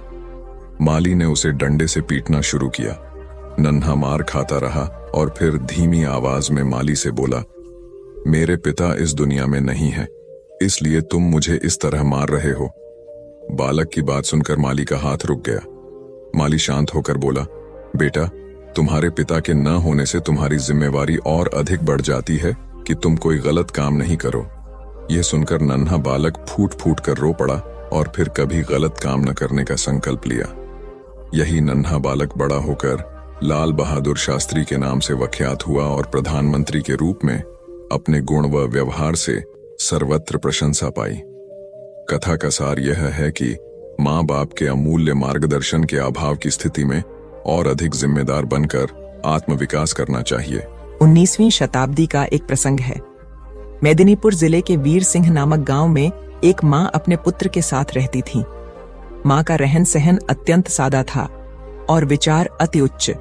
अपने पुत्र को वह सदा सुसंस्कारों की शिक्षा देती थी। पुत्र भी माँ का आज्ञाकारी था। माँ बहुत संघर्ष कर पुत्र का पालन पोषण कर रही थी। पुत्र अपनी माँ के कष्टों को देखता समझता था और इसी वजह से उसके मन में यह भावना थी कि बड़ा होकर अपनी माँ को सभी प्रकार के सुख दूं। एक दिन पुत्र ने माँ से कहा, मेरी बहुत इच्छा है कि तुम्हारे लिए कुछ गहने बनवाऊं। तुम्हारे पास एक भी गहना नहीं है। ये सुनकर माँ बोली, बेटा, मुझे बहुत दिनों से 3 प्रकार के गहनों की इच्छा है। पुत्र ने पूछा, वे कौन से गहने हैं? माँ ने उत्तर दिया, बेटा, इस गांव में स्कूल नहीं है। तुम एक अच्छा स्कूल बनवाना, एक दवाखाना खुलवाना, गरीब और अनाथ बच्चों के रहने और भोजन की व्यवस्था करवाना। यही मेरे लिए गहनों के समान होगा। माँ की बात सुनकर पुत्र रो पड़ा। वह पुत्र था पंडित ईश्वर चंद्र विद्यासागर और माँ थी भगवती देवी। वीर सिंह गांव में इस पुत्र द्वारा स्थापित किया हुआ भगवती विद्यालय आज भी उन अमूल्य गहनों की कथा सुना रहा है। कथा का सार यह है कि स्वयं की सज्जा से अधिक समाज को संवारने की कामना ही मनुष्य को मनुष्यत्व प्रदान करती है, और ऐसी मनुष्यता से भरा समाज एक सुसंस्कृत राष्ट्र की परिकल्पना को साकार करता है। एक महात्मा बड़े ज्ञानी थे। वे प्रायः अपने शिष्यों को रामायण, महाभारत और गीता ग्रंथों की अच्छी बातें बताकर उन्हें आचरण में उतारने का आग्रह करते थे। प्रतिदिन संध्या को वे प्रवचन करते और श्रोताओं को इन धर्म ग्रंथों की कथाएं व दृष्टांत सुनाकर उनमें सदाचार जागृत करने का प्रयास करते थे। स्वयं महात्मा जी का आचरण भी तदनुकूल ही था। वे कंदमूल खाते, कभी किसी वस्तु की इच्छा न करते थे। धन संग्रह में उनकी कदापि रुचि नहीं थी। यदि कोई शिष्य अथवा श्रोता श्रद्धापूर्वक उन्हें कुछ भेंट करता तो वे तत्क्षण उसे किसी जरूरतमंद को दान कर देता। प्रवचन के पश्चात लोगों के प्रश्नों व जिज्ञासुओं का भी महात्मा जी समाधान करते। वे प्रायः रामायण आदि ग्रंथों से शिक्षा ग्रहण करने की बात कहते थे। एक दिन किसी व्यक्ति ने उनसे प्रश्न किया, महात्मा जी, रामायण को सही माना जाए या गलत? उन्होंने उत्तर दिया, वत्स, जब रामायण की रचना हुई थी तब मैं नहीं था। राम जी वन में विचरण कर रहे थे, तब भी मेरा अता पता नहीं था। इसलिए मैं नहीं बता सकता कि रामायण सही है या गलत। मैं तो सिर्फ इतना बता सकता हूं कि इसके अध्ययन एवं इससे मिलने वाली शिक्षा से सुधर कर मैं आज इस स्थिति में हूं। चाहो तो तुम भी इसका प्रयोग कर अपना जीवन बेहतर बना सकते हो। सार यह है कि धर्म ग्रंथ व नीति ग्रंथ तर्क का विषय नहीं होते। उनमें सतोमुखी जीवन के तत्व होते हैं। अतः उनसे अपने जीवन को सार्थकता देने की शिक्षा ग्रहण करनी चाहिए, न कि उन्हें तर्क की कसौटी पर कसना चाहिए। उपन्यासकार डा क्रोनिन अत्यंत निर्धन थे। पुस्तकों की रॉयल्टी या तो प्रकाशक हड़प जाते अथवा क्रोनिन को उनके हक से कम 2 क्रोनिन बहुत सीधे थे। प्रकाशकों से लड़ाई कर अपना हक लेना उन्हें नहीं आता था। अतः गरीबी में उनका जीवन बीत रहा था। इसी गरीबी में जैसे तैसे उन्होंने चिकित्सा की पढ़ाई पूर्ण की और डॉक्टर बन गया। जब वे चिकित्सा के क्षेत्र में आए तो कुछ लोगों ने उन्हें इसके जरिए पैसा कमाने का तरीका बताया। वे लोगों की बातों में आकर मरीज से मोटी फीस वसूलने लगे। वे किसी भी निधन पर दया नहीं करता और पूरा चिकित्सा खर्च लेते। यह देखकर क्रोनिन की पत्नी बहुत दुखी हुई। वे अत्यंत दयालु थीं। पति की गरीबों के साथ यह निर्दय देख एक दिन वे बोली, हम गरीब ही ठीक थे। हमसे कम दिल में दया तो थी। उस दया को खोकर तो हम कंगाल हो गए, अब मनुष्य ही नहीं रहे। पत्नी की मर्मस्पर्शी बात सुनकर डा क्रोनिन को आत्मबोध हुआ और उन्होंने अपनी पत्नी से कहा, तुम सच कह रही हो। व्यक्ति धन से नहीं मन से धनी होता है। तुमने सही समय पर सही राह दिखाई, अन्यथा हम अमानवीयता की गहरी खाई में गिर जाते तो कभी उठ ही नहीं पाते। कथा का निहितार्थ यह है कि जब मनुष्य अपनी मानवीयता की मूल पहचान से डिगने लगता है तो सामाजिक नैतिकता तो खंडित होती ही है, वह स्वयं भी भीतर खोखला हो जाता है, क्योंकि ऐसा उनकी पवित्र संस्कारशीलता बलि चढ़ चुकने के बाद ही होता है। बौद्ध धर्म का व्यापक प्रचार प्रसार हो चुका था। अनेक बौद्ध मठ स्थापित हो चुके थे।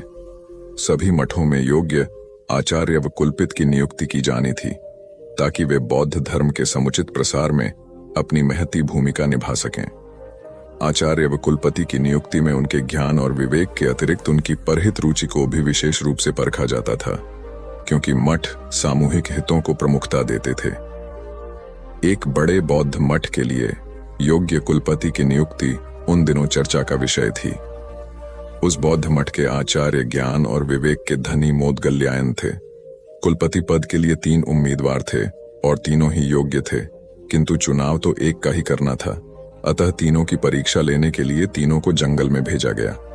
आचार्य मोदगल्यायन उनकी परीक्षा लेने के लिए पहले ही जंगल में पहुंच गए। उन्होंने मार्ग में कांटे बिछा दिए। संध्या होने तक तीनों उम्मीदवार भी वहां आ पहुंचे। मार्ग में कांटे देखकर तीनों रुके। एक ने कुछ सोचकर अपना रास्ता बदल लिया, दूसरे ने कांटों पर से कूदकर रास्ता पार किया, तीसरा मार्ग से कांटे हटाने लगा ताकि मार्ग दूसरों के लिए निष्कंटक बन जाए। आचार्य मौदगल्यायन ने छुपकर यह देखा। यह सब देखकर आचार्य मौदगल्यायन ने इस तीसरे उम्मीदवार को यह कहते हुए कुलपित घोषित किया कि मठ में सत्प्रवृत्तियों को परंपरा वही डाल सकेगा जो सभी का ध्यान रख सके और अपने आचरण से प्रेरणा देने की क्षमता रखता हो। कथा का सार यह है कि निजी हितों पर सामूहिक हितों को वरीयता देने वाला ही सच्चा नेतृत्व करता होता है। एक गुरु और शिष्य तीर्थाटन हेतु जा रहे थे। चलते चलते शाम घिर आई तो दोनों एक पेड़ के नीचे रात्रि विश्राम के लिए रुक गए। गुरुजी रात्रि में मात्र 3-4 घंटे ही सोते थे, इसलिए उनकी नींद जल्दी पूर्ण हो गई। वे शिष्य को जगाए बिना दैनिक कार्यों से निवृत्त हो पूजा पाठ में लग गए। इसी बीच उन्होंने एक विषधर सर्प को अपने शिष्य की ओर जाते देखा। चूंकि गुरुजी पशु पक्षियों की भाषा समझते थे, इसलिए उन्होंने सर्प से प्रश्न किया, सोए हुए मेरे शिष्य को डसने का प्रयोजन है? सर्प ने उत्तर दिया, महात्मन, आपके शिष्य ने पूर्व जन्म में मेरी हत्या की थी, मुझे उससे बदला लेना है। अकाल मृत्यु होने पर मुझे सर्प योनि मिली है, मैं आपके शिष्य को डसकर उसे भी अकाल मृत्यु दूंगा। क्षण भर विचार के उपरांत गुरुजी बोले, मेरा शिष्य अत्यंत सदाचारी व होनहार होने के साथ ही अच्छा साधक भी है, फिर तुम उसे मरकर विश्व को उसके ज्ञान और प्रतिभा से क्यों वंचित कर रहे हो? स्वयं भी इस कार्य से मुक्ति नहीं मिलेगी। किंतु सर्प का निश्चय नहीं बदला। तब गुरुजी ने एक प्रस्ताव को रखते हुए कहा, मेरे शिष्य की साधना अभी अधूरी है, उसे अभी इस क्षेत्र में बहुत कुछ करना है, जबकि मेरे लक्ष्य पूर्ण हो चुके हैं। मेरे नाश में किसी की हानि नहीं है, अतः उसके स्थान पर मुझे 10 लो। गुरु का यह स्नेह देखकर सर्प का हृदय परिवर्तन हो गया और वह उन्हें प्रणाम कर वहां से चला गया। वस्तुतः गुरु की गुरुता न केवल शिष्य को ज्ञान देने में, बल्कि उसे पूर्ण परिपक्व होने तक उसकी रक्षा करने में निहित है। स्वामी विवेकानंद के प्रवचन ज्ञान युक्त और तर्क आधारित होते थे। ज्ञान, भक्ति और कर्म विषयक जटिल से जटिल प्रश्नों का समाधान स्वामी जी अपनी सहज मेघा से कर देते थे। जिज्ञासुओं का जमावड़ा उनके आसपास हमेशा लगा रहता था। प्रवचन के दौरान या प्रवचन समाप्ति के उपरांत भी कई बार ऐसा होता था कि जिज्ञासुओं की ओर से प्रश्न आते रहते और स्वामी जी उन प्रश्नों का संतुष्टिजनक उत्तर देते। एक बार स्वामी जी अपने प्रवचन में भगवान के नाम की महत्ता बता रहे थे। यह सुनकर एक व्यक्ति ने तर्क दिया, शब्दों में क्या रखा है स्वामी जी, उन्हें रटने से क्या लाभ होगा? तब स्वामी जी उसे प्रमाण सहित समझाने के उद्देश्य से नीच, जाहिल, मूर्ख आदि अपशब्दों से संबोधित किया। यह सुनकर वह अत्यंत क्रोधित हो गया और कहने लगा, आप जैसे सन्यासी के मुंह से ऐसे शब्द शोभा नहीं देते। आपके इन कुवचनों से मुंह बहुत आघात पहुंचा है। तब स्वामी जी बोले, भाई वे तो शब्द मात्र थे, आपने ही कहा कि शब्दों में क्या रखा है। मैंने भी तो आपको मात्र शब्द ही कहे, कोई पत्थर तो नहीं मारे। स्वामी जी की बात सुनकर उस व्यक्ति को अपने प्रश्न का जवाब मिल गया कि अब शब्द क्रोध का सकते हैं तो प्रिय वचन भी आशीर्वाद और कृपा दिला सकते हैं। वस्तुतः शब्द की महिमा अपरंपार है। अप्रिय वाणी मर्म भेदी होती है और मधुर वाणी मरहम का काम करती है। इसलिए प्रथम स्थिति में अपयश और दूसरी स्थिति में सम्मान व शुभाशीष मिलती है। एक जंगल में 3 दोस्त बड़े आनंद से रहते थे, कछुआ, हिरण और कौआ। जंगल में सभी प्रकार के प्राणी और पक्षी भी रहते थे, लेकिन उनके जैसा कोई न था। एक दिन हिरणी बोली, अरे वही बैठे बैठे मैं बोर हो गई हूं, चलिए कोई ऐसा खेल खेलते हैं जिसमें सभी को मजा आ जाए। कछुआ और कौआ बोला, हाँ दोस्तों, वही बैठे बैठे का खेल खेलकर बोर हो चुके हैं, अब कुछ नया खेल खेलेंगे। कौवे को हिरण बोली, ठीक है, तो तुम एक बड़े से पेड़ पर बैठकर आंखें बंद करके 10 तक गिनती करो और हम दोनों छुपेंगे। उसके बाद तुम हमें ढूंढना। ढूंढने पर जो भी पहला मित्र दिखेगा वो तुम्हारी जगह पर 10 तक गिनती करेगा और तुम छुप जाना। कौआ गिनती करने लगा, हिरण और कछुआ छुपने लगे। इसी तरह खेल चलता रहा। जब खेल खेलकर तीनों मित्र थक गए, तब एक जगह बैठकर बातें करने लगे। उतने में एक शिकारी वहां से गुजर रहा था। तभी उसकी नजर हिरण, कौआ और कछुए पर पड़ी। शिकारी ने जैसे ही तीनों मित्रों को देखा, उन्हें पकड़ने के लिए दौड़ा। खतरे का आभास होते ही हिरण और कौआ रफू चक्कर हो गए, यानी कि वहां से भाग गए। कछुए को आभास हुआ, परंतु कछुए की चाल धीरे होने के कारण शिकारी के हाथ लग गया और शिकारी उसे अपने कपड़े में बांध कर ले जाने लगा। शिकारी मन ही मन खुश हो गया, हिरण नहीं तो कछुआ ही सही, रात का तो प्रबंध हो गया, यह कहकर वहां से जाने लगा। उधर हिरण और कौआ अपने मित्र को ऐसे शिकारी के कैद में देखकर दुखी होने लगे। तभी शिकारी भोजन में कछुए को खाने वाला है। यह सुनकर हिरण और कौवे ने एक योजना बनाई। कौवे ने हिरण को कहा कि जैसे ही शिकारी यहां से जब जाने लगेगा तब तुम उसके सामने जाना। जब शिकारी तुम्हें देखेगा तो अपनी पोटली जमीन पर रखकर तुम्हें पकड़ने के लिए जैसे ही दौड़ेगा, मैं जमीन पर रखी हुई पोटली पकड़कर उड़ जाऊंगा और तुम वहां से भाग जाना। जैसे ही शिकारी वहां से जाने लगा, हिरनी उसके सामने आ गई। शिकारी ने हिरनी को पकड़ने के लिए पोटली जैसे ही जमीन पर रखी, कौआ अपनी चोंच में पोटली पकड़कर उड़ गया। शिकारी हिरण को पकड़ने के लिए दौड़ा और पीछे मुड़कर देखा, कौआ पोटली चोंच में पकड़कर उड़ रहा था और इधर हिरण पलक झपटे ही भाग गई। शिकारी निराश होकर घर लौट गया। कौवे ने पोटली को महफूज जगह पर रखा और कछुए को शिकारी के चंगुल से आजाद कराया और तीनों मित्र आनंद से रहने लगे। इससे हमें यह सीख मिलती है कि असली दोस्ताना वही जो समय पर काम आए। एक किसान था जिसके 2 बेटे थे। वह बहुत ही आलसी और निकम्मे थे। वह अपने पिता को कामकाज में हाथ बटाने के बजाय आलस किया करते थे, इधर उधर घूमते फिरते थे। किसान को अपने बेटों की बहुत फिक्र थी। वह सोचते थे कि मेरे मरने के बाद इनका क्या होगा, ये अपना पेट कैसे भरेंगे, अपने परिवार को कैसे संभाल पाएंगे। एक दिन किसान की हालत बहुत ही गंभीर थी, कहने का मतलब किसान मरने की हालत में था। तभी किसान ने अपने दोनों बेटों को बुलाकर उनसे कहा कि हमारे खेत में एक खजाना गड़ा हुआ है, लेकिन वह किस जगह है उसकी जानकारी मुझे भी नहीं है, लेकिन खोदने के बाद तुम्हें वो खजाना मिल जाएगा। इतना कहकर किसान भगवान को प्यारे हो गए। खजाने की खबर सुनकर दोनों बेटों के मन में लालच आ गया और वो दोनों खेत पर चले गए और खेत को खोदने लगे। खजाने के लालच में कुछ ही दिनों में पूरे खेत को खोदने के बाद वह घर जाकर बैठ गए और वह अपने पिता को कोसने लगे।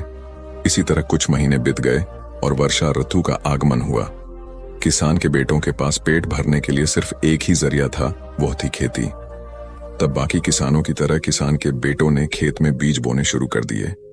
वर्षा का पानी पाकर वह बीज अंकुरित हुए और देखते ही देखते खेत लहराने लगे। ऐसा लग रहा था कि हवा के झोंके से लहरा रहे थे। यह देखकर किसान के बेटे बहुत खुश हो गए। उनको समझ आ गया कि परिश्रम ही सच्चा धन होता है और वो उसी तरह से अपने पिता के शब्दों का मोल भी समझ गए और अपने कामकाज में लग गए। यही कहानी आज हम सबकी भी है। मित्रों, इसी पेड़ की तरह हमारे माता पिता भी होते हैं। जब हम छोटे होते हैं तो उनके साथ खेलकर बड़े होते हैं और बड़े होकर उन्हें छोड़कर चले जाते हैं और तभी वापस आते हैं जब हमें कोई जरूरत होती है। धीरे धीरे ऐसे ही जीवन बीत जाता है। हमें पेड़ रूपी माता पिता की सेवा करनी चाहिए, ना कि सिर्फ उनसे फायदा लेना चाहिए। इस कहानी में हमें दिखाई देता है कि उस पेड़ के लिए वह बच्चा बहुत महत्वपूर्ण था और वह बच्चा बार बार जरूरत के अनुसार उस सेब के पेड़ का उपयोग करता था, ये सब जानते हुए भी कि वह उसका केवल उपयोग ही कर रहा है। इसी तरह आजकल हम भी हमारे माता पिता का जरूरत के अनुसार उपयोग करते हैं और बड़े होने पर उन्हें भूल जाते हैं। हमें हमेशा हमारे माता पिता की सेवा करनी चाहिए, उनका सम्मान करना चाहिए और हमेशा, भले ही हम कितने भी व्यस्त क्यों ना हो, उनके लिए थोड़ा समय तो भी निकलते रहना चाहिए। एक समय की बात है, एक बार गौतम बुद्ध अपने शिष्यों के साथ बैठे हुए थे। तभी वहां एक व्यक्ति आया जो बहुत क्रोध में था और गौतम बुद्ध के पास आकर बहुत भला बुरा कहने लगा। गौतम बुद्ध के शिष्यों को बहुत गुस्सा आया, पर गौतम बुद्ध एकदम शांत थे। वह व्यक्ति वहां से चला गया। फिर अगले दिन वह दोबारा आ गया और आज तो वह और भी ज्यादा गुस्से में था और गौतम बुद्ध को और भी बुरा कहने लगा। परंतु आज भी गौतम बुद्ध एकदम शांत थे और मुस्कुरा रहे थे, पर गौतम बुद्ध के शिष्यों को बहुत गुस्सा आया। वह व्यक्ति कुछ देर चिल्लाता रहा, फिर चला गया। अगले दिन वह व्यक्ति फिर आया और आज तो हद ही कर दी उसने। आकर गौतम बुद्ध को गाली देने लगा। गौतम बुद्ध के शिष्यों को बहुत गुस्सा आया, परंतु आज भी गौतम बुद्ध एकदम शांत थे। इतना कुछ चलता रहा और बुद्ध मुस्कुरा रहे थे। यह क्रम कुछ दिन चलता रहा, फिर उस व्यक्ति ने आना छोड़ दिया। तब उनके एक शिष्य ने पूछा, गुरुजी, आप चाहते तो पहले दिन ही उस व्यक्ति को भगा सकते थे, पर आपने ऐसा क्यों नहीं किया? तब गौतम बुद्ध ने बड़ी नम्रता से कहा, अगर कोई व्यक्ति हमें कोई उपहार दे और हम उसे लेने से मना कर दे तो वह व्यक्ति क्या करेगा?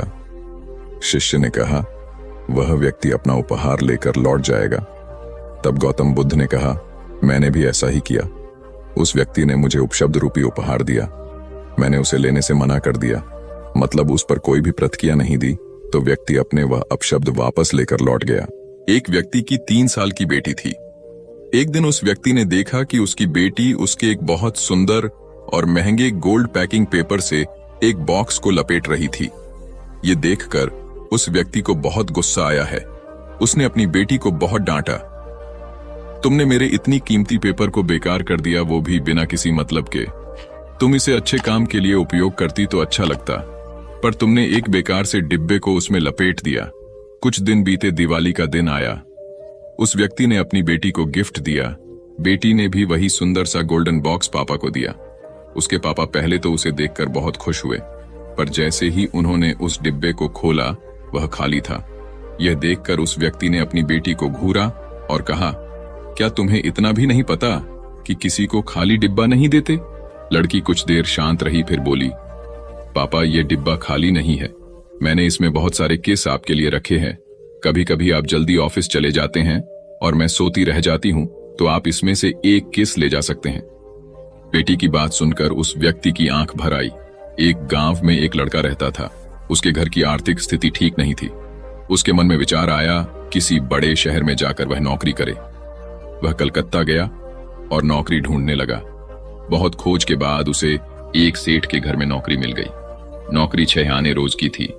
काम था सेठ को रोज 6 घंटे अखबार और किताब पढ़कर सुनाना। लड़के को नौकरी की जरूरत थी, तो उसने वह नौकरी स्वीकार कर ली। एक दिन की बात है, लड़के को दुकान के कोने में 100 के 8 नोट पड़े मिले। उसने चुपचाप उन्हें अखबार और किताबों से ढक दिया। दूसरे दिन रुपयों की खोजबीन हुई।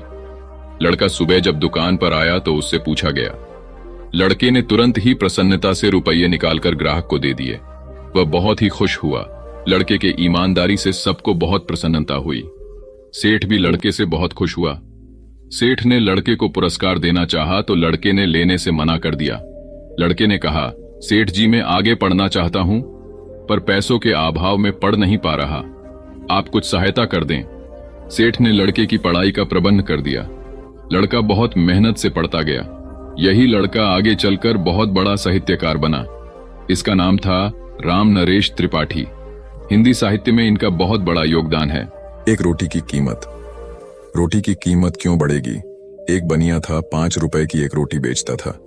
उसे रोटी की कीमत बढ़ानी थी, लेकिन बिना राजा की अनुमति कोई भी अपने दाम नहीं बढ़ा सकता था। लिहाजा राजा के पास बनिया पहुंचा। बोला, राजा जी, मुझे रोटी का दाम 10 करना है। राजा बोला, तुम 10 नहीं 30 रुपए करो। बनिया बोला, महाराज, इससे तो हाहाकार मच जाएगा। राजा बोला, इसकी चिंता तुम मत करो, तुम 10 रुपए दाम कर दोगे तो मेरे राजा होने का क्या फायदा? तुम अपना फायदा देखो और 30 रुपए दाम कर दो। अगले दिन बनिए ने रोटी का दाम बढ़ाकर 30 रुपए कर दिया। शहर में हाहाकार मच गया। तभी सभी जनता राजा के पास पहुंचे। बोले, महाराज, ये बनिया अत्याचार कर रहा है, 5 की रोटी 30 में बेच रहा है। राजा ने अपने सिपाहियों को बोला, उस गुस्ताख बनिए को मेरे दरबार में पेश करो। बनिया जैसे ही दरबार में पहुंचा, राजा ने गुस्से में कहा, गुस्ताख, तेरी ये मजाल, तूने बिना मुझसे पूछे कैसे दाम बढ़ा दिया? ये जनता मेरी है, तू इन्हें भूखा मारना चाहता है। राजा ने बनिए को आदेश दिया, तुम रोटी कल से आधे दाम में बेचोगे, नहीं तो तुम्हारा सर कलम कर दिया जाएगा। राजा का आदेश सुनते ही पूरी जनता ने जोर से बोला, महाराज की जय हो, महाराज की जय हो, महाराज की जय हो। नतीजा सुनिए, अगले दिन से 5 की रोटी 15 में बिकने लगी। अब जनता भी खुश, बनिया भी खुश और राजा भी खुश। दोस्तों, आपने आज के इस वीडियो से क्या सीखा वह मुझे आप कमेंट में बता सकते हैं। इसी के साथ में उम्मीद है कि आपको आज की वीडियो पसंद आई होगी, तो इस वीडियो को उस इंसान को शेयर करें जिससे यह कहानी सुनने की जरूरत है, और उसी के ठीक बाद चैनल को सब्सक्राइब करें। तो चलिए फिर मिलते हैं ऐसी एक और नई वीडियो में। तब तक के लिए अपना ख्याल रखें। धन्यवाद।